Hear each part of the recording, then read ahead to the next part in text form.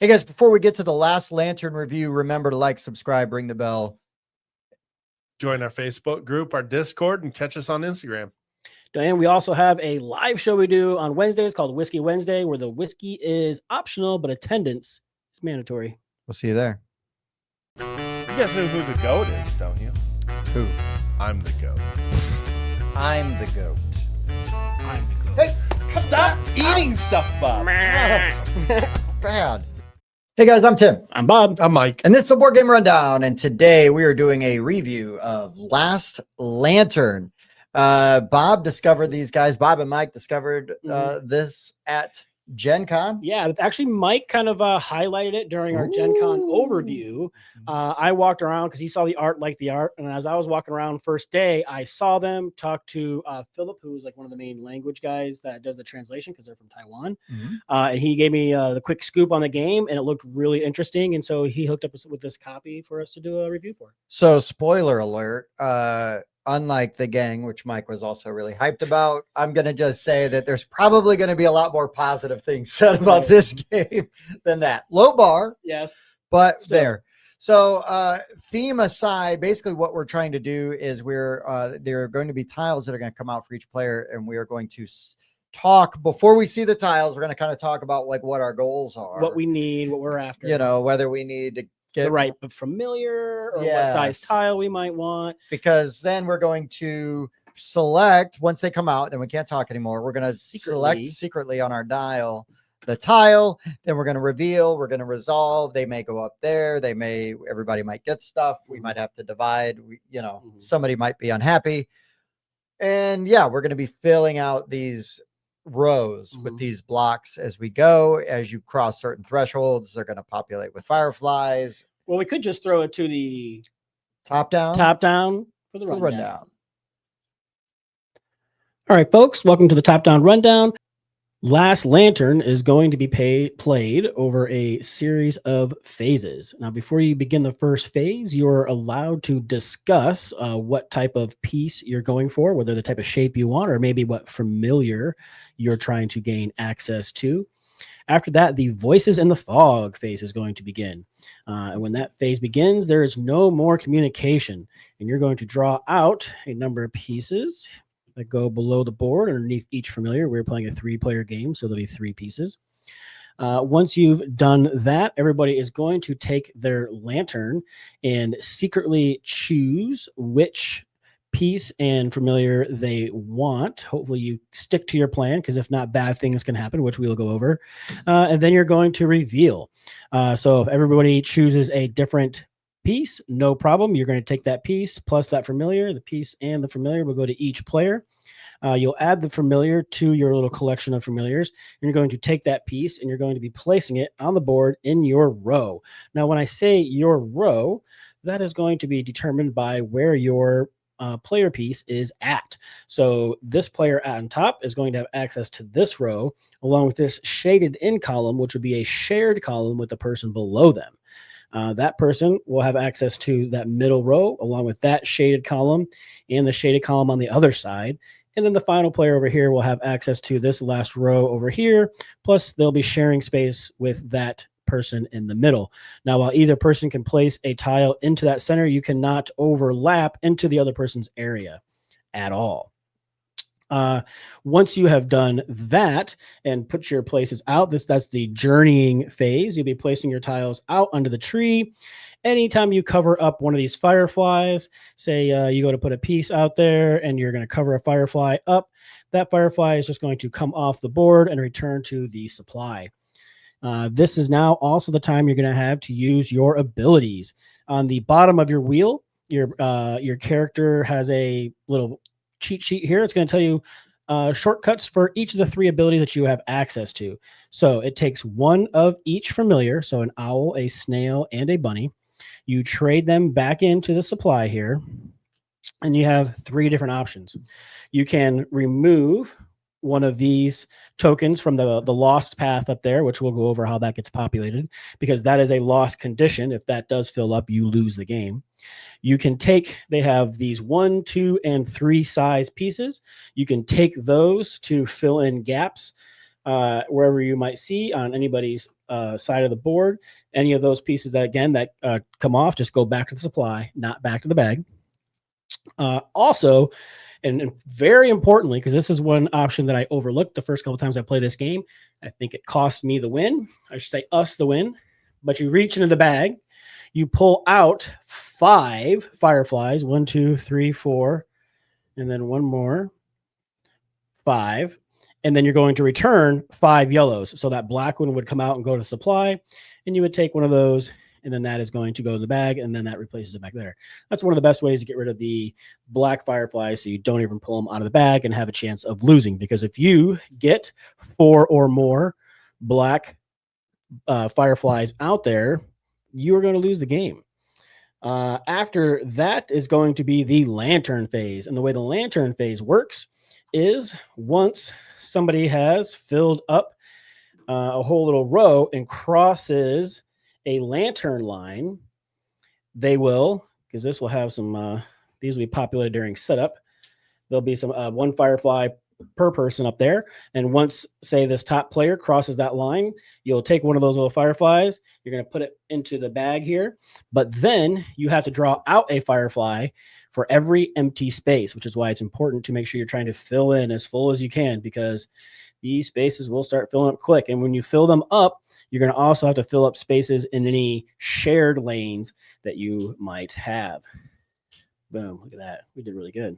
4 yellows.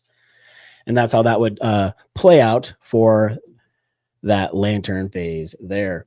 After that is the path astray. So let's say during our selection phase of 2 people selected the same tile and nobody picked the bunny, that tile would go up top. And then depending on how full this was, this tile would go up here. That's going to add in so many more of the black ones to the bag and make your bag building not quite as good. So you want to try to be optimal and make sure all these tiles are getting selected each turn, because then again, as I said, if it gets to the point where you fill in that last one, game over, man. That's the basic rundown. So the phases are broken down really nice here. It tells you you have the selection of which one you want with no communicating. Then you have the journeying phase where you're placing your tile onto the board, and it gives you the chance to use your familiars. When that is done, you check the lantern phase, and that's done by adding in the anybody that's crossed the line. You'll add the yellow ones in, and you'll draw out and fill in the blank spots that are behind you. And then the path astray, which will be the piece that goes to the top. Once any one player crosses that last line there, then everybody else is going to finish placing out all their tiles, because all these turns are done simultaneously. Was going to finish putting out their tiles, and then for any open spot, I mean, obviously these would be filled in because every tile you place has to be placed adjacent to a tile you already have out there. So for example, this is going to be pretty poor and pretty ugly because I'm just kind of doing it quickly. But as soon as somebody crosses that line there and everybody else has played their tiles, you'll have to fill in the rest of the open spots. So you want to try to, you can't have one person charging ahead and crossing that while everybody else is still kind of behind, because if they just take all the biggest pieces, fill in all their spot and cross that line, and there's still a bunch of open gaps here, well, that's not going to work out so well, and you're going to have to draw out a ton of fireflies out of the bag. But that's the basic rundown. Let's take it back to the other view. As far as teaches go, that was all right. That was one of the best teachers that I've heard us do like in a while. Calm down. All right. Well, thank you for teaching that game. Yep. Now let's get into our thoughts. Mike, do you want to go first? Sure. First of all, my favorite thing is just kind of this wheel and planning out a turn, because, you know, there's a lot of things that can, like, you can say, all right, hey, I'm trying to build up a set and I've already got the owls and the snails. I'm going to go for a rabbit. But then, like, the perfect piece comes out for you, but you don't want to screw over the other players. So you kind of stick to taking the rabbit piece, even if it's suboptimal, because you don't want this track to fill up. I really like the planning step a lot, and I like polyomino games quite a bit. And this is the first time I've seen this combination of mechanics where it's cooperative with kind of a planning element. and polyominoes. I think it's a very clever blend of mechanics, and there's some tension in there as you see the tiles come out and you're like, man, I said I'd take the tile on the owl space, but that tile's not really the best for me, and hopefully Tim realizes that fits his space better than mine. There's some really interesting decision making to be had in this game, and I really appreciate the action selection quite a bit. Bobby. Yeah, so I thought it was, it felt thematic, where we're trying to, like, get to the end of this trail and light these lanterns, and if there's too many dark fireflies, then the fog is going to win and we're going to lose, because there's multiple lost conditions and only one way to win. Like Mike was saying, that whole, like, well, we discussed a plan, but that tile's kind of better, so I go for the better tile that came out in the wrong spot, or do I stick with going with the familiar, because those familiar abilities are so strong and very helpful to win the game.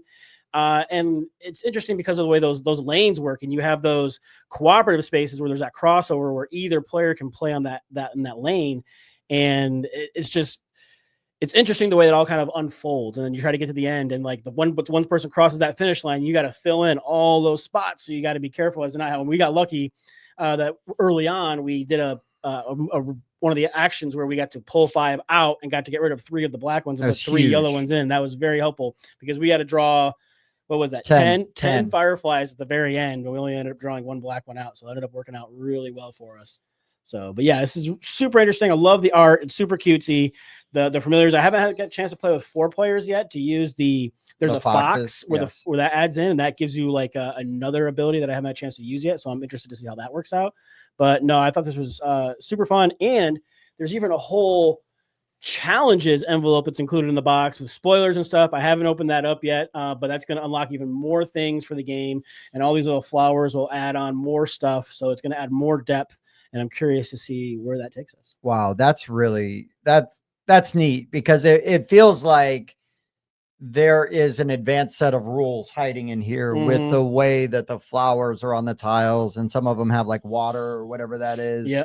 And so anyways, this game, it does some things that I really like, and then it also like is my worst nightmare at times, because when I play polyomino games, reasoning is so bad. When I play polyomino games, I need to physically like take the pieces and put them in there so I can see what fits. I have a hard time visualizing that this piece will go there and fit here and do this well. And so I do struggle with that. But despite that, I really did enjoy this game, because there's some really nice mitigation. There's some nice cooperative stuff. Like, because it's cooperative, we could work together to, help with some of my poorer decisions, even though I did make some good decisions. Sure. But and then the end like was almost a stand up and like hold your breath, right? Like reaching in the bag. Yeah. Like I really thought that provided a lot of really fun tension, that bag building element. And not to say like, oh, I would just be bad at this game every time. I think I would get better the more I played it, because you're getting a little more used to like where these pieces can go and where they're going to fit. And I could have done better just about like, because sometimes I just need to count it. Like if I count, I just do better than trying to visualize. Is that enough? It's like, well, dummy, you can just count it. It's a lot easier. So I'm not holding that against the game at all, because I think everything it does is really cool. And it does this really nice sort of like, it punishes you up here if you guys cross over on your picks. Yep. And which is really cool. Again, adds a layer of tension. I thought this was great even without the extra rules, but I would love to see it with that 4th player count where we see what those foxes do. And then also when you get even deeper into it and you've got that challenge envelope. Components wise, this lantern is awesome. Yeah. It's really cool. And it functions as a player aid. Yep. Ridiculous. That's awesome. That's great. So I dug all of that. Like I really liked the vibe and what this game was doing all the way through, even though initially I shouldn't say initially, even though like compared to some of the other polyomino games that I've played in the past, where I've been like, nah, it's fine, or I can play it, but I can't play it digitally because I struggle with that, that spatial piece. this still really worked out and was really fun and never felt bad. So that's a huge compliment to this game and what they were doing. Okay. So I guess we need to rate this bad boy. We do. Mr. Hooper. That's me. How do we do that? Here on the board game rundown, we are going to give this score a 0.5 to 10. We're going to take those 3 scores that we give it individually, average them out, and that'll be what BGR gives it as a whole. And you'll find that on BGG, or if you ask us in Discord, that's where our scores will be. So, Mike, the people, and you're the people's Mike, the people want to know, what do the people's Mike give? This is a clever game. Like I said, it's a unique blend of mechanics. I'd like to try and play it with other people just to see how other people handle that planning step. Because I think the groups can really kind of change 100%. how you strategize the planning phase a lot. Really interested to see what's in that challenge envelope. But I think just this alone in the cooperative phase gives you a lot of replayability. And I definitely want to try it with 4 as well. There's still a lot of things in this game I haven't seen yet. And I want to play it more. I'm at a 7.5 on this one. Yeah. Mr. Hoop. So like Mike said, there's still a lot. I feel like this game's got 2 like levels. Like I could play this with like intro gamers, and I think they would have a lot of fun with it. I feel like opening up this challenges and adding in the flowers and all the other stuff is going to take it to like another level where even take it to the limit. Well, level, but not limit. And it's not the song. I know. And I feel like that's going to add more depth to it, that like, more experienced gamers will be able to kind of dig their teeth in more and make, those decisions you make more difficult. My biggest complaint would be that this bag could be a little bigger, because once you get all these tiles in there, there's not a lot of room to shuffle it. I'd like to give it an 8.5, but because of that, I'm going to give it an 8. I think it's a solid game. I want to play it more. I want to open this up and see what's inside of it. Yeah. So would you replace this bag, do you think? I could, and I have a bag out there that's much bigger, and I might end up doing that. Sure. But yes, this comes. It's a nice bag, and everything does fit in there, but you don't get a good shuffle. I'm a person that, like, when I have a bag with bits, I want to be able to get a good mix in there, and it's a little hard to mix because it kind of almost barely fit. Sure. So that's fair. So it's an 8. That's fair. Yeah, this is definitely at least a 7.5 for me. 7.5, but I think this is one that I could play it again and again and again and keep playing it, and I could see the score going up. I really don't see the score going down, because even at just this bare bones level, I thought it was really solid. So it's just like, there's going to be things that are going to make this game even more interesting. And I really do feel like I would get better at the spatial aspect the more that I dug into it. Right. And the pieces get a little more familiar. Exactly. Yeah. Exactly.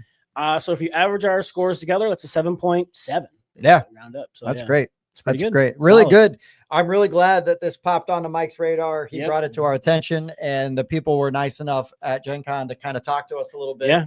Small 3-person company from Taiwan. Yeah. Yeah. Really cool. And they've got some other stuff coming down. They showed us that looks really good. Yeah. Looks really good. So, I mean, the sky's the limit. Yeah. Like, let's go. Yeah, Castle Razors looks really good as well. Great table presence. But just very happy to see other publishers coming from other countries that we have not heard of publishing games before. So thank you to Worldwide Board Gaming for this review copy. Yeah, very cool. Very cool.